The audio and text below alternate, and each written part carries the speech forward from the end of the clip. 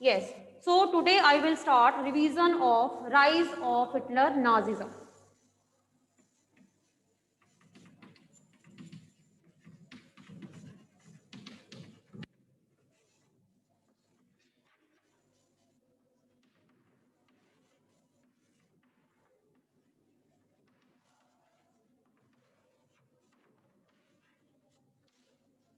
Yes, this chapter is related to Germany. Basically, this chapter is related with the history of Germany.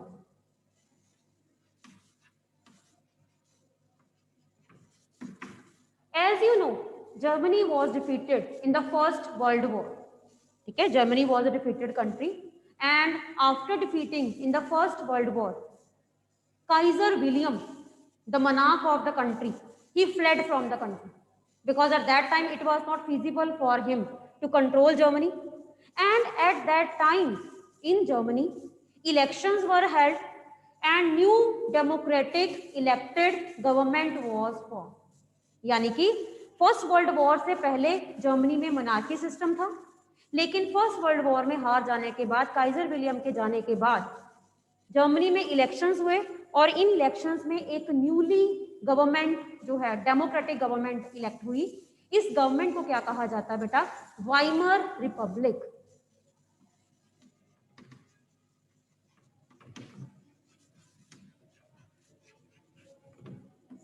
Why it is called Weimar? Because the place where this government was formed, the place was Weimar. And what was the name of parliament?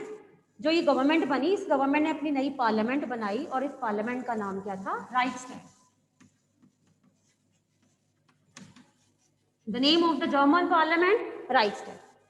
Now जब एक country में transition होता है, transition का मतलब होता है पहले मोनार्की सिस्टम, उसके बाद फर्स्ट वर्ल्ड वॉर का टाइम, उसके बाद democratic structure. So it was very difficult for this government to control Germany. तो अब हमने ये पढ़ना है कि which were the difficulties, which were the problems faced by this Weimar Republic. इस वाइमर रिपब्लिक को कौन कौन सी प्रॉब्लम्स जो है वो फेस करनी पड़ी?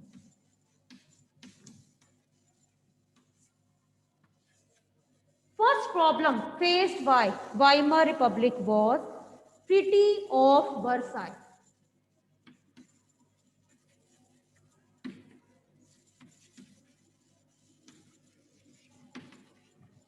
Yes, after forming the Weimar Republic, Germany was a defeated country and peace treaty was signed between winner countries and loser countries. And at that time, some members, some delegates from this Weimar Republic, यानी कि जो नई government बनी थी, इस government में से कुछ डेलीगेट्स, कुछ मेंबर्स को विनर कंट्रीज ने बुलाया पैलेस ऑफ वर्साई, ठीक है, और वहां पर इनके साथ एक ट्रीटी, ट्रीटी का मतलब होता है एक जिसे हम कहते हैं कॉन्ट्रैक्ट साइन करवाया और जर्मनी के ऊपर कुछ रिस्ट्रिक्शंस या कुछ जिसे हम कहते हैं कंपनसेशन इम्पोज कर दिया गया।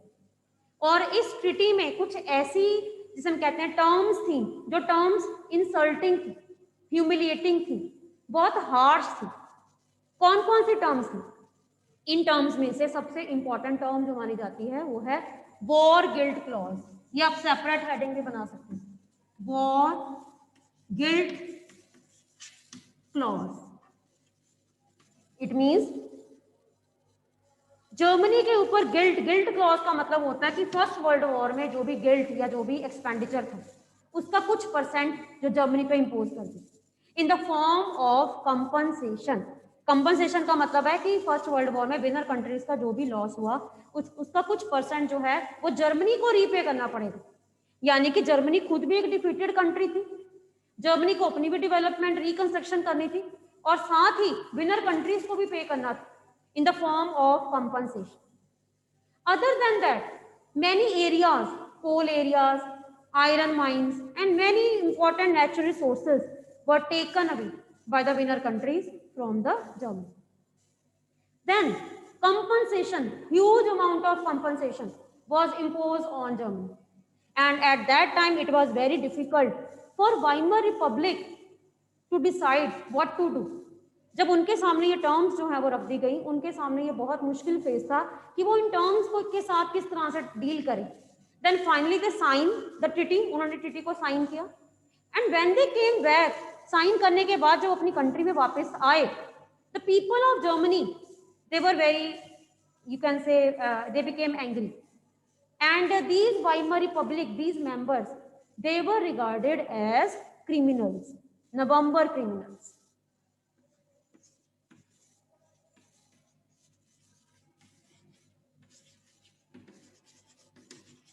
Because this treaty was signed in the month of November, when they came back after signing the treaty, they were regarded as November criminals.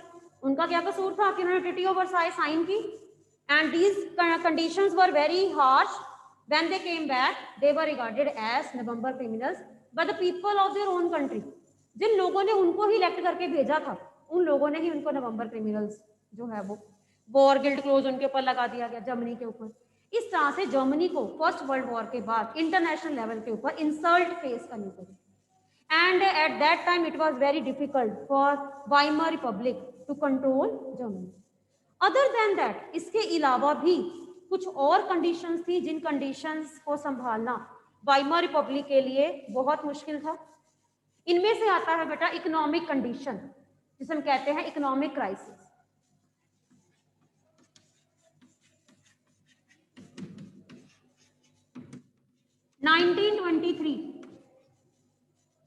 First world war 1918 में खत्म हुई, पीस ट्रीटी साइन होने के बाद 1918 से लेकर 1923 तक जर्मनी ने कंपनसेशन जो है वो पे की।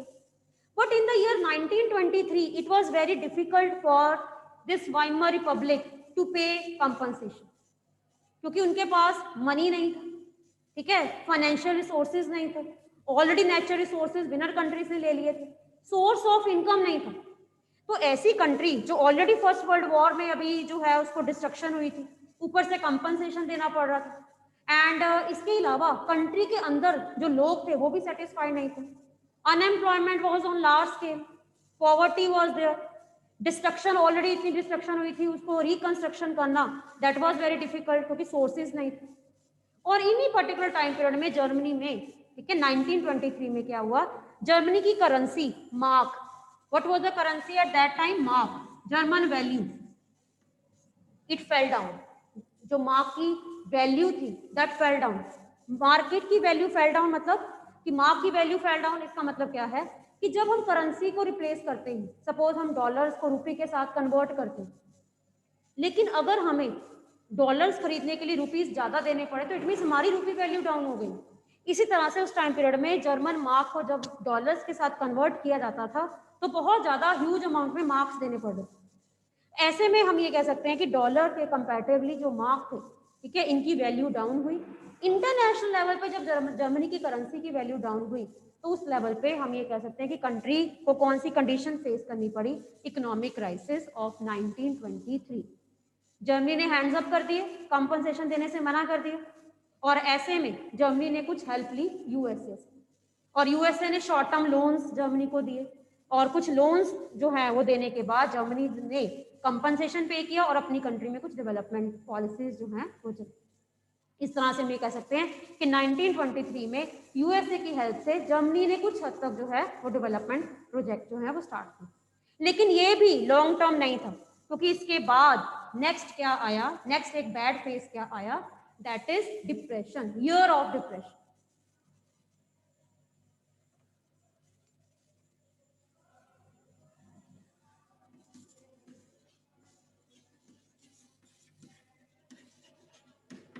of 1929. This depression started from USA. Ultimately 1929 में क्या हुआ था, डिप्रेशन। डिप्रेशन का टाइम क्या होता है, एक बिजनेस जो है वो बिजनेस में एक ऐसा फेस जिसमें लॉस बहुत ज्यादा होता है, उस पर्टिकुलर फेस को हम क्या कहते हैं, डिप्रेशन, जिसमें फैक्ट्रीज, इंडस्ट्रीज, बैंकिंग सिस्टम या करेंसी सिस्टम हर तरफ लॉस होता है।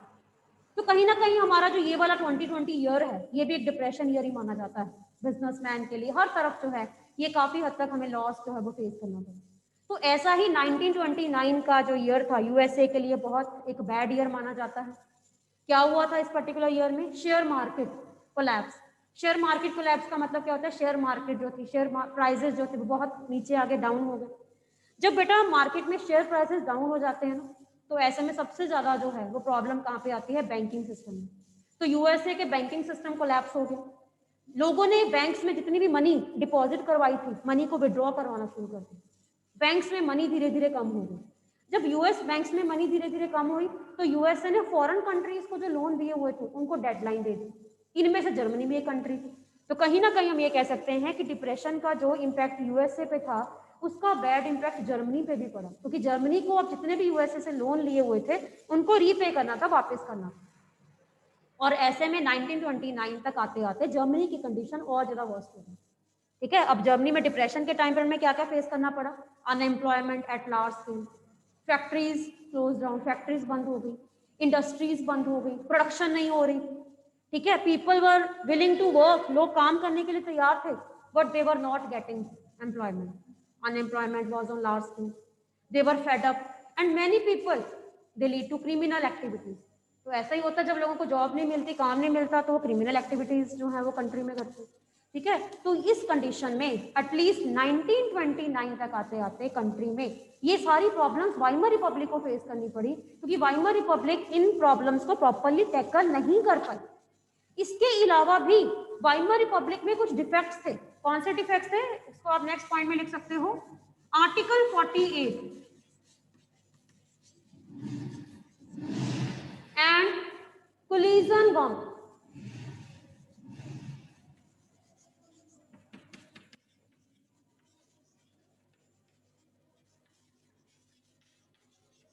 हाँ जी बेटा, article 48, according to this article 48 president of Germany imposed emergency in the Germany many times, यानी कि इस आर्टिकल को मिस यूज किया। जर्मन के जो प्रेसिडेंट थे उन्होंने इस आर्टिकल को इतना मिस यूज किया कि कितने ही time, several times emergency was imposed. इस कंडीशन का फायदा लेते हुए लोगों के सिविल राइट्स को सस्पेंड कर दिया। जब कंट्री में बेटा इमरजेंसी लगती है तो सबसे ज्यादा लॉस लोगों को होता है, सिटीजन्स को होता है, उनके जो फंडामेंटल राइट्स हैं उनको सस्पेंड कर दिया जाता है। सपोज अगर हम देखें कि लॉकडाउन में जब हमारी कंट्री में कर्फ्यू लगा तो हमारे जो सिविल राइट्स थे, we were not free to move here and there, several restrictions were imposed on them and many people they suffered a lot due to this, even workers, labor, they suffered a lot। ठीक है, तो कहीं ना कहीं जब government suspend करती है civil rights को, कुछ लोगों को प्रॉब्लम फेस करनी पड़ती है। लेकिन जर्मनी में ये प्रॉब्लम बहुत ज्यादा थी क्योंकि इस आर्टिकल 48 को बहुत ज्यादा मिस यूज किया गया और कितनी बार इमरजेंसी लगाई और इमरजेंसी लगाने के बाद फंडामेंटल राइट्स, सिविल राइट्स जो है उनको सस्पेंड किया and people were fed up from this you can say rule of government, and even this Weimar Republic was collision government। collision government का मतलब क्या होता है, जब इलेक्शंस में किसी एक पर्टिकुलर पॉलिटिकल पार्टी को इलेक्शंस में वोट्स नहीं मिलते हैं, then several small parties join hands and form collision government। First world war के बाद किसी एक पर्टिकुलर पार्टी को मेजॉरिटी नहीं मिली, वोट्स नहीं मिले, मेजॉरिटी वोट्स नहीं मिले, then many small parties they join hands and they form collision government। और जब collision government होती है तो collision government का सबसे नेगेटिव एस्पेक्ट क्या होता है, that political members और जो पार्टी मेंबर्स होते हैं उनके बीच में कॉन्फ्लिक्ट्स या डिस्प्यूट्स ज्यादा होते हैं, क्लैशेस बहुत ज्यादा होते हैं हर इशू के ऊपर, और ये आपस में इनके जो है वो क्लैशेस इतने बढ़ जाते हैं कि वो कंट्री की तरफ ध्यान नहीं दे पाते। तो यही प्रॉब्लम उस टाइम पे वाइमर रिपब्लिक को फेस करनी पड़ी। तो जब भी मैं आपसे ये पूछती हूँ कि बेटा which were the problems faced by Weimar Republic, then number 1 treaty of Versailles, war guilt clause, November criminals, economic crisis, आपने फर्स्ट वर्ल्ड वॉर के आगे का टाइम बताना, then 1923 economic crisis were faced, then depression time period 1929, depression का USA पे impact क्या पड़ा, उसके बाद जर्मनी पे इम्पैक्ट क्या पड़ा, even inherent defects of Weimar constitution was there. Weimar constitution के इनहेरेंट डिफेक्ट क्या है, आर्टिकल 48 जिसको मैक्सिमम टाइम यूज किया गया, इमरजेंसी कंट्री में लगाई गई, लोगों के राइट्स जो है सस्पेंड किए गए, and then coalition government. Coalition government में बताना है कि this coalition government was not successful because they keep on clashing with each other, so we can say that the people in the Germany they were not given any kind of facilities by the government. During this scenario Hitler came into power।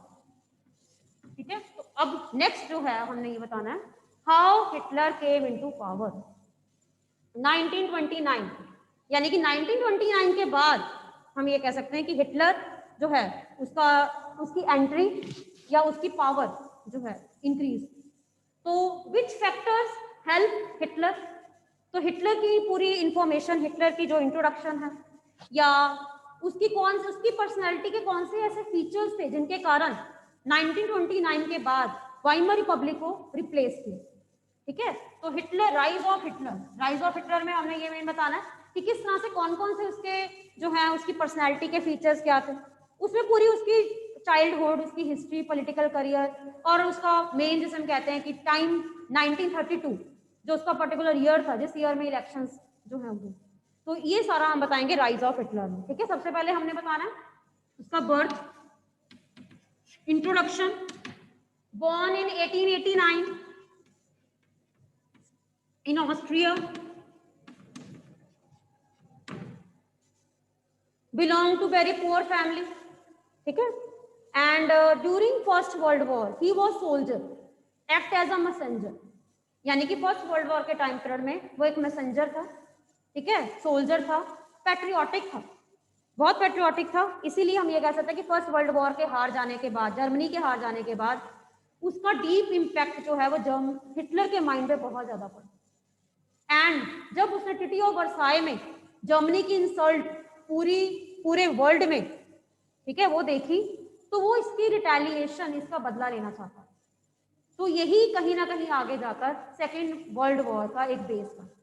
जो first world war के हार जाने का सबसे ज्यादा deep impact जो उसके mind में था, कहीं ना कहीं यही सेकेंड वर्ल्ड वॉर के स्टार्टिंग का एक मेन रीजन बना। ठीक है, तो उसके बाद हमने फर्स्ट वर्ल्ड वॉर के सेकेंड हमने बताना उसका पॉलिटिकल करियर।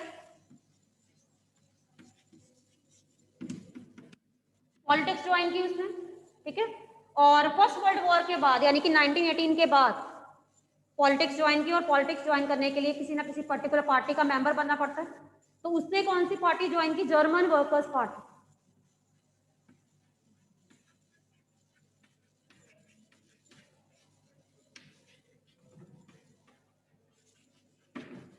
उसने इस पार्टी में इतना इंपॉर्टेंट रोल प्ले किया कि बाद में इसी पार्टी का नेम उसने चेंज किया, nationalist socialist German workers party. और इस पार्टी को इतना अच्छी तरह से लीड किया कि बाद में इसी पार्टी का नेम चेंज करके उसने क्या कर दिया? Nazi party. ठीक है, तो फर्स्ट वर्ल्ड वॉर के बाद जो पर्टिकुलर टाइम था 1918, देन 1923 के टाइम पीरियड में, देन डिप्रेशन के टाइम पीरियड में उसने कंट्री की वीक कंडीशन यानी कि वाइमर रिपब्लिक की वीक कंडीशन जो है उसको प्रॉपर्ली ऑब्जर्व किया, अपनी पार्टी की स्ट्रैटेजी बनाई और वो अपनी पार्टी को लीड में लेकर आना चाहता था, मेजॉरिटी में लेकर आना चाहता था, because now he was a leader of this Nazi party. Earlier the name was German Workers Party, then he renamed it Nationalist Socialist Worker Party and then he renamed it Nazi Party. अब जो Nazi की party की ideology थी वही Hitler की ideology. Suppose अगर मैं आपसे ये पूछती हूँ कि बेटा what do you know about the Hitler ideology, तो same ideology of Hitler and ideology of Nazi party same. जो हिटलर की आइडियोलॉजी थी वही नाजी पार्टी की आइडियोलॉजी थी, क्योंकि हिटलर पूरी पार्टी का सेंटर, जिसे हम कहते हैं ना सेंटर पॉइंट। ठीक है, तो इसके बाद अब किस तरह से हिटलर ने आगे पॉलिटिक्स जो है उसको आगे, पॉलिटिकल पार्टी को आगे लेकर गए, इलेक्शंस हुए और 1932 के इलेक्शंस में सबसे ज्यादा वोट्स जो हैं वो हिटलर की नाजी पार्टी को मिले।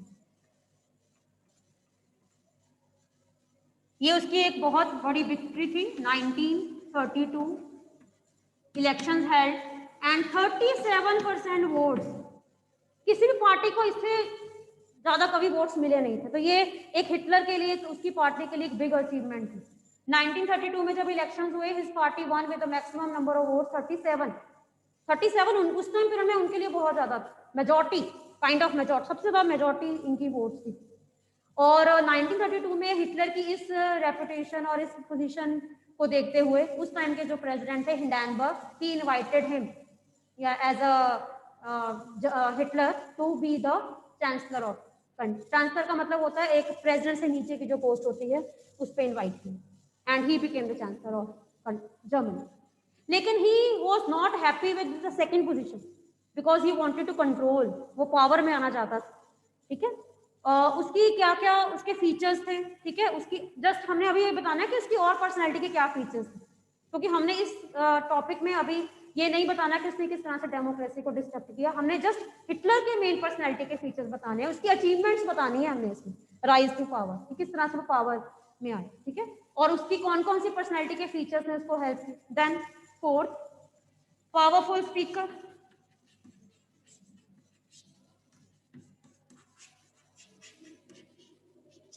इसमें आप उसकी पर्सनैलिटी के फीचर्स बताओगे कि he was very powerful speaker, delivered many speeches and during elections campaign and he covered many areas. और उसके मेन जो अट्रैक्शन था, लोग दूर दूर से देखने आते थे, उसकी rallies, massive rallies. Then demonstrations, red banner, उसका जो बैनर का कलर था रेड बैनर, स्वास्तिक, पार्टी का सिंबल, स्वास्तिक सिंबल। देन उसके रिचुअल्स, रिचुअल्स का मतलब होता है जब उसकी स्पीचेस होती थी, उसके पार्टी मैन हमेशा यूनिफॉर्म में रहते थे, क्योंकि फर्स्ट वर्ल्ड वॉर में एक सोल्जर था, तो हमेशा उसकी जो पार्टी मेंबर्स थे वो हमेशा, मतलब एक लीडर्स कम एक सोल्जर की यूनिफॉर्म में ज्यादा ड्रेसअप होते थे, तो उसने अपने सभी पार्टी मेंबर्स के लिए पर्टिकुलर सोल्जर जो यूनिफॉर्म जो है वो डिजाइन करवाया, उसका क्लैपिंग स्टाइल, रिचुअल, ठीक है, तो ये लोग दूर दूर से देखने आते थे, तो ये एक तरह से सेंटर ऑफ अट्रैक्शन बना। और प्रोमिसेस, ही मेड प्रोमिसेस, उसने कुछ प्रोमिसेस किए। नेक्स्ट में आप बता सकते हैं कि कौन कौन से प्रोमिसेस। 100% एम्प्लॉयमेंट। 1929 में जब डिप्रेशन कंट्री फेस कर रही थी, तो ऐसे में अगर कोई पार्टी आपको या लीडर आपको ये कहता है कि we will promise you to give 100% employment, तो ऐसे में ये मिरेकल ही लगेगा, मिरेकल लगेगा लोगों को, तो लोगों ने उसके ऊपर फेथ किया, उनको ये लगा कि शायद ये कुछ डिफरेंट करके दिखाएगा, क्योंकि अब लोगों का मोनार्की, फर्स्ट वर्ल्ड वॉर के टाइम में मोनार्की थी, उसके बाद वाइमर रिपब्लिक जो एक डेमोक्रेटिक इलेक्टेड गवर्नमेंट थी, उससे फेथ उठ गया था। Now the people wanted different, कुछ लोग डिफरेंट चाहते थे कि एक डिफरेंट जो है वो एक फॉर्म ऑफ गवर्नमेंट आए जो लोगों की प्रॉब्लम्स जो है या जो भी उनकी डिमांड्स हैं उनको फुलफिल करे। ऐसे में 1929 के बाद हिटलर ने कैंपेनिंग, जो उसकी कैंपेनिंग थी या जो भी उसका पार्टी प्रमोशन थी, उसमें उसने मेन एजेंडा क्या रखा, 100% employment and secure future for the youth, यानी कि यूथ के लिए सिक्योर फ्यूचर, उनके लिए जॉब, उनके लिए एम्प्लॉयमेंट फैसिलिटीज। तो जब इस तरह के प्रोमिसेस उसने लोगों से किए, the people became very very much convinced, और उनको ये लगा, and that's why we can say that Hitler and his party they won with the maximum number of votes at that time. जितनी भी पार्टीज थी उन सब में से इस 37% जो है वो नाजी पार्टी को वोट्स मिले। And at that time he was considered as a saviour of society, मसीहा जो सोसाइटी को बचाने आया। तो people he worship Hitler as a god, उनको लगता था कि वाइमर रिपब्लिक जो भी प्रॉब्लम क्रिएट कर रही है उनसे उसको हिटलर जो है वो एज अ गॉड, जैसे गॉड बचाते हैं वैसे उनको बचाए। तो हिटलर जो था उनके लिए लोगों का फेथ बहुत ज्यादा था, ठीक है, लेकिन आगे जाकर ये फेथ जो है वो चेंज हो गई। पर यहाँ तक हमने सिर्फ ये बताना है कि किस तरह से हिटलर पावर में आने के लिए कौन कौन से फैक्टर्स जो थे रिस्पॉन्सिबल। नंबर 1, स्टार्टिंग में उसका इंट्रोडक्शन बताओगे, ठीक है, उसके बाद उनका political career, then during first world war उनकी condition, he wanted to retaliate the defeat of Germany from the winner countries.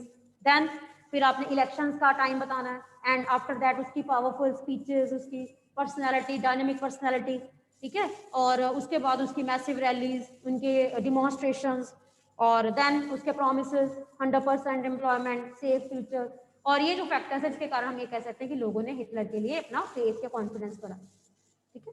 लेकिन अब हमारा जो नेक्स्ट टॉपिक है दैट इज टोटली डिफरेंट, ठीक है, इसमें हमने नेगेटिव साइड दिखानी है, इसमें हमने मेन हिटलर की नेगेटिव साइड दिखानी है कि इलेक्शंस में जीत जाने के बाद किस तरह से उसकी पार्टी ने और हिटलर का पूरा जिसे हम कहते हैं कि फॉर्म जो है उसकी चेंज हुई, how he distracted democracy and establish dictatorship.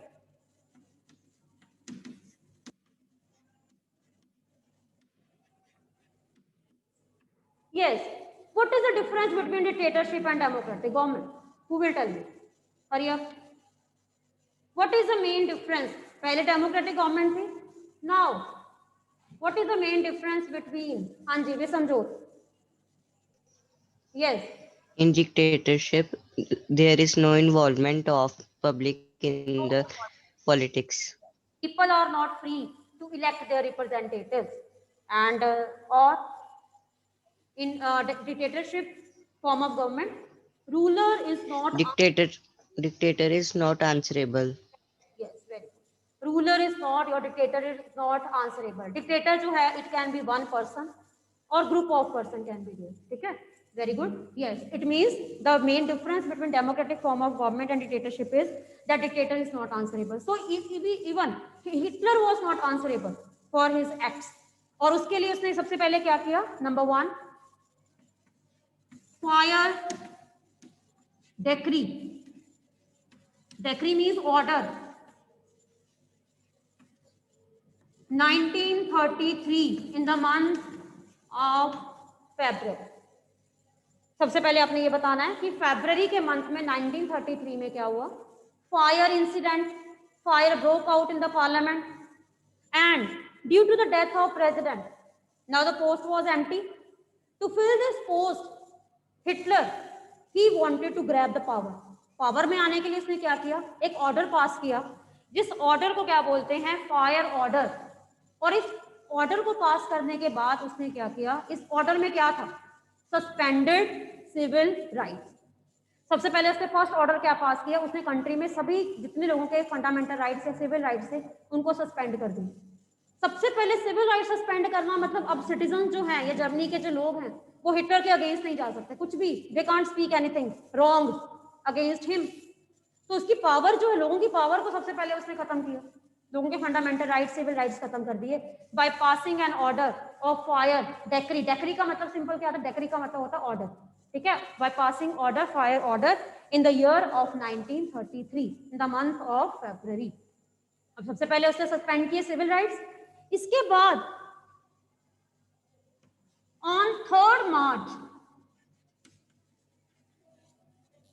1933 he passed a new act. उसने एक नया लॉ पास किया. इस नए लॉ को क्या बोलते हैं? Enabling act.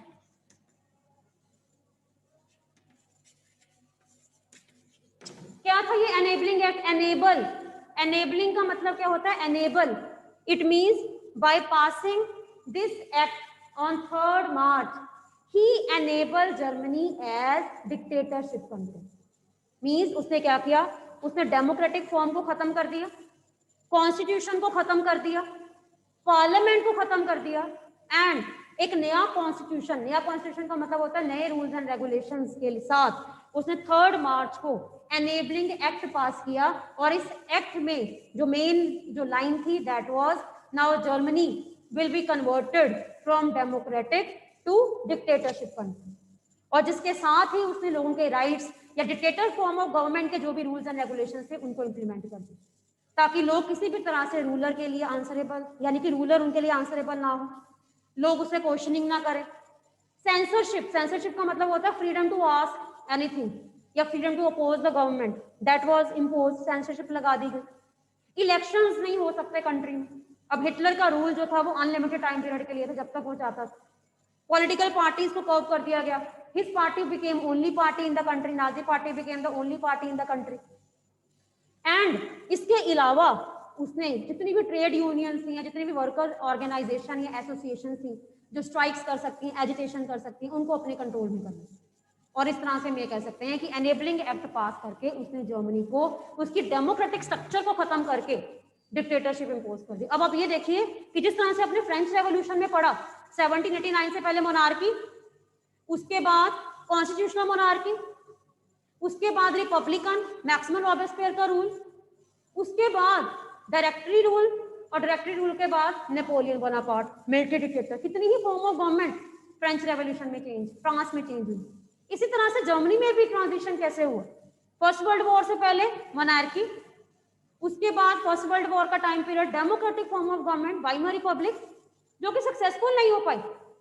नहीं तो अदरवाइज डेमोक्रेटिक गवर्नमेंट कितनी सक्सेसफुल होती है, लेकिन जर्मनी में सक्सेसफुल नहीं हो पाई.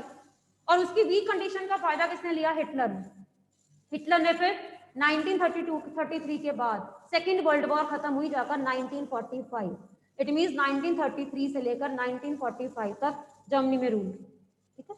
और इसके बाद एनेबलिंग एक्ट पास किया. ठीक है, तो ये जस्ट मैंने आपको बताया कि एनेबलिंग एक्ट क्या है. इसके बाद थर्ड और आगे उसने कंट्री में डिक्टेटरशिप को आगे कंटिन्यू करने के लिए क्या किया, ताकि लोगों की एक्टिविटीज को कंट्रोल किया जाए। Third, concentration camps.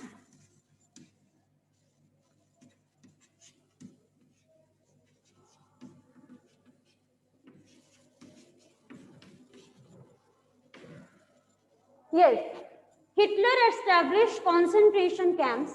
क्या थे बेटा ये concentration camps? In which political prisoners, political party members और all that citizens who opposed Nazi party or Hitler were detained or kept। यानी कि इन कैंप्स में कंसंट्रेशन का मतलब क्या होता है कि उनको अलग रूम्स में कॉन्सेंट्रेट या उनको प्रॉपर उस रूम में रखा जाता था एज अ प्रिजनर, ठीक है, ताकि वो ना अपनी पार्टी या ना लोगों से किसी तरह से कॉन्स्पिरेसीज कर सके हिटलर के अगेंस्ट, ठीक है। और इस तरह से हम ये कह सकते हैं कि कॉन्सेंट्रेशन कैंप्स बनाकर काफी हद तक हिटलर ने लोगों की एक्टिविटीज को कंट्रोल किया। Then secret police.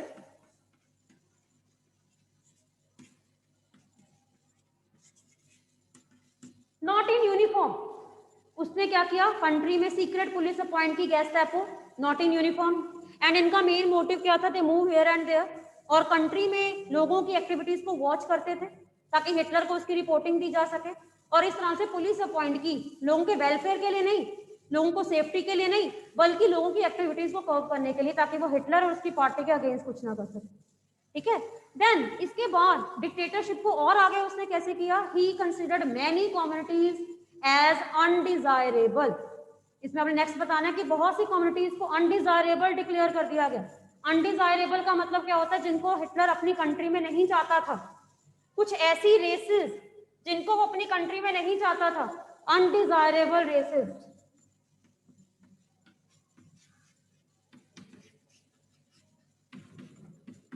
Many communities were declared as undesirable, like Jewish, Polish, Gypsies, Negroes. These were considered as undesirable. और इसके अलावा 52 communities